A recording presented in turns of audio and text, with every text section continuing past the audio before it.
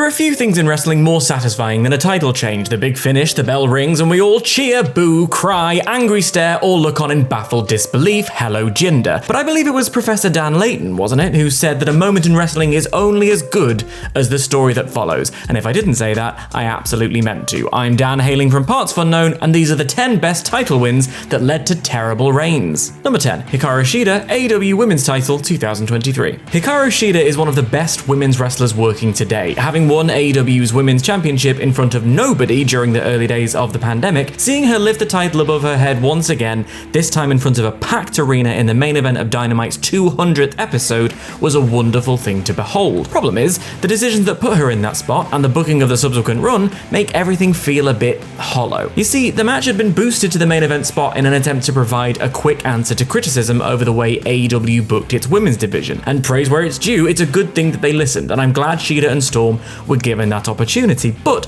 following it up with a stack-em-high fatal four-way at Wembley's All In, for which, depending on how you view it, and apologies for the controversy, Shida herself kind of had to qualify for it, it felt like a sloppy choice. And as Shida technically wasn't even involved in the finish that saw her reign end, being trapped in a submission while the pinfall took place elsewhere, it's a shame that such a satisfying and richly deserved moment was left feeling like a fleeting break in the clouds. Number 9, Rob Van Dam, WWE Title 2006. I was gonna be the champ, but then I got high.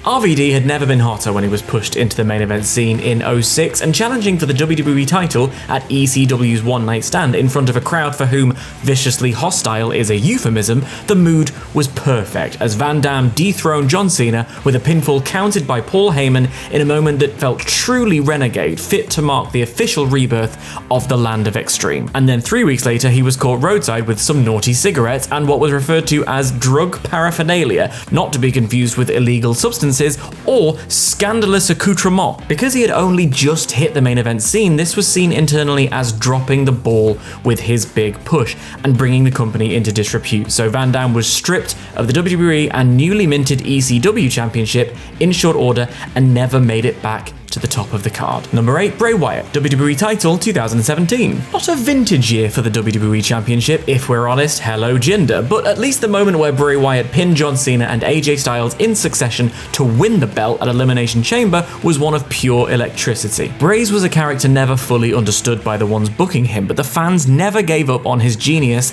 and his potential, and seeing him climb to the top of the mountain was tremendously exciting. The polar opposite of tremendously exciting, however, is the WrestleMania match where he dropped the belt to Randy Orton 49 days later. The feud itself was somewhat bemusing, with a Ross and Rachel situation developing over whether Orton would challenge for the belt right up until Randy decided to do the most by burning the Wyatt compound to a crisp, although, confession time, the hokiness of sending Sister Abigail to eternal damnation kinda works for me. What doesn't work for me, however, was the WrestleMania match itself, what all this was building to, the biggest show of the year, arguably the biggest match of Bray's career to that point, and the most memorable thing about it was an overhead projector. Number 7, CM Punk, AEW Championship 2022. No, not that one, the first one. A Double or Nothing 2022, the sight of CM Punk with a tear in his eye, holding a world title again all those years after walking away from the business for what he thought was forever, was a piece of absolute cathartic beauty for many fans who had longed for this moment.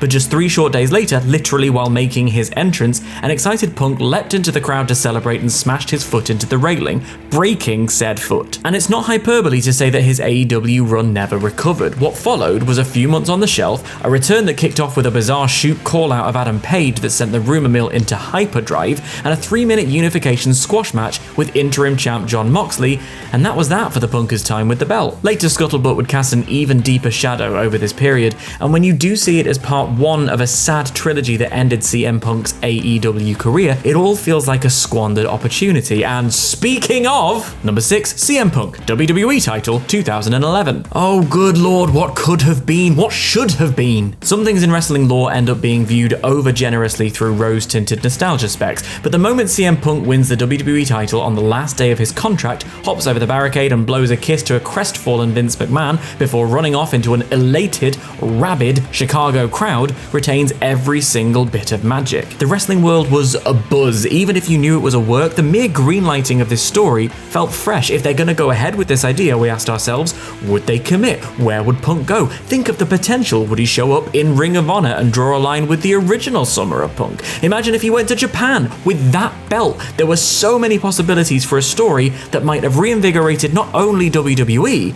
but the entire wrestling scene. However, after popping his nose into a WWE panel at Comic-Con, Punk would show up again on WWE television a mere 8 days after fleeing the scene in that glorious Windy City climax, settle his champ vs champ feud with John Cena 2 weeks later, only to immediately lose the belt in a cash-in from notable prick Alberto Del Rio after an interference from notable decade past his prime Kevin Nash. Oh, well, never mind, I guess. Number 5. Christian, World Heavyweight Championship 2011. He might be on arguably the run of his career right now, but Christian Cage was never treated like the star he inarguably is in WWE. In fact, he's kind of the king of striking out on your own and proving what you're made of, doing it way before it was cool, with a fantastic run in TNA, which is the reason he was brought back into the Connecticut fold in 2010. But it wasn't until his old tag partner and BFF Edge was forced into an early retirement that WWE caved and gave Captain Charisma his first run with a major title, replete with the feel-good factor that had long-time fans ecstatic to see a workhorse getting long overdue credit. And that lasted for literally one produced episode of television when he was beaten by Randy Orton, so that's a nice way to build up a new top star, isn't it? They'd go on to have a really solid feud over the next few weeks, but that is none of your concern. This was rubbish, and I wouldn't be surprised if Mr. Cage would rather pop a blue dot over this first reign. Number 4. Becky Lynch, SmackDown Women's Title 2019.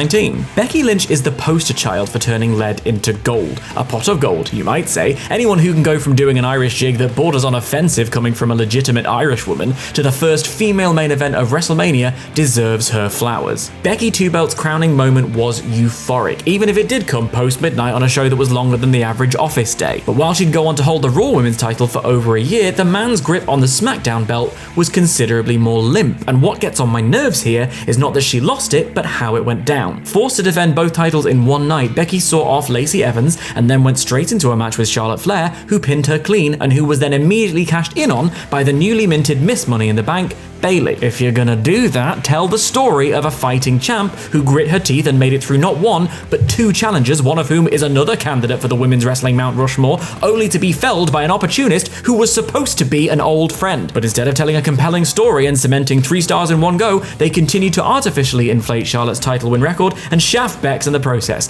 Bobbins. Number 3. Daniel Bryan, WWE title 2014. Few moments live in infamy as much as the miracle on Bourbon Street. Again, a moment forced into being by fans who couldn't quite believe they were actually getting what they longed for. Daniel Bryan Danielson Bryan saw off Triple H, Batista and Randy Orton on the same night to win the WWE Championship. It's a moment so iconic that chances are you don't need us to illustrate it for you. You can close your eyes and picture it perfectly. So, while you do that, here is whatever image editor Ellis wants to show you. Dealer's choice, L, this is your moment. Anyway, very soon into his title reign, Bryan started losing feeling in his arm and was forced to undergo major neck surgery, taking him out of action for a long time. Unable to defend the belt, the already tortured Authority storyline had to weave a few more overly complicated yarns to find a way to strip Bryan of the belt. So one of the best WrestleMania endings ever was followed up by just 2 title defenses, one of which was a no contest.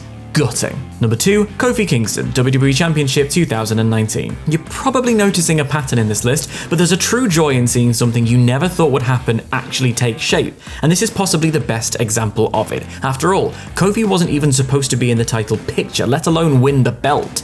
But for once, the world turned into a meritocracy, and by sheer force of will, Kofi earned his WrestleMania moment, and what a moment it is. The genuine emotion from his New Day brothers, a lovely piece of commentary from Byron Saxton, and the sight of his young son holding the belt in the air even chokes me up, which is saying something because I think children are heinous. Which is why the title run itself is so crushingly disappointing, one lackluster program after another, not helped by the fact that in the early days, Kofi's title was playing second fiddle to a disappointing Seth Rollins Universal title run. And in a spectacularly cruel final curtain, Kofi lost the belt to Brock Lesnar in less than 10 seconds without getting a single move in. He was made to look like nothing more than a living prop, and it's a damn shame. And number 1, Dolph Ziggler, World Heavyweight Championship 2013. How could it be anything else, honestly? Is there much more that can be said about the brilliance of this cash-in, possibly the best cash-in of all time, one of the most electric title wins of all time, and a foundation stone for making the Raw after WrestleMania an actual thing. It's brilliantly done. The raw as his music hits, the intensity of Ziggler's performance. For me, the fact that NPADR gets a few licks in himself adds to it because it's that delayed gratification of the 3 count, and delayed gratification is also the reason this reign is so frustratingly bad. Dolph had toiled in the mid-card for years, always delivering performances that lived up to his show-off moniker, so seeing him win the big gold in such a rapturously received way felt like the rocket on his back had finally caught fire. But alas, after suffering a concussion, Dolph dropped the title in his first defense and never got a rematch. The famous story goes that Vince had no real plans to book Dolph as champ and only went ahead with the cash-in because it felt right for a quick pop. Millionaire who should be a billionaire. Think of all the extra mustache dye you could buy if you just followed through on giving your paying audience what they actually want once in a while. And that's our list. Thanks loads for watching. Like, subscribe, all the rest, and while you're at it, drop a sneaky little comment with your least best title reign that came after your most best title win. And then watch another list. Here's a teaser. I just wish we could all get along like we used to in middle school. I wish I could bake a cake made of rainbows and smiles and we could all eat it and be happy. With mainstream appeal, major promotions across the world showcasing an array of styles, and a thriving independent scene, there's never been a better time to be a wrestling fan. But because fandom can't exist without tribalism, there'll always be a raging debate over which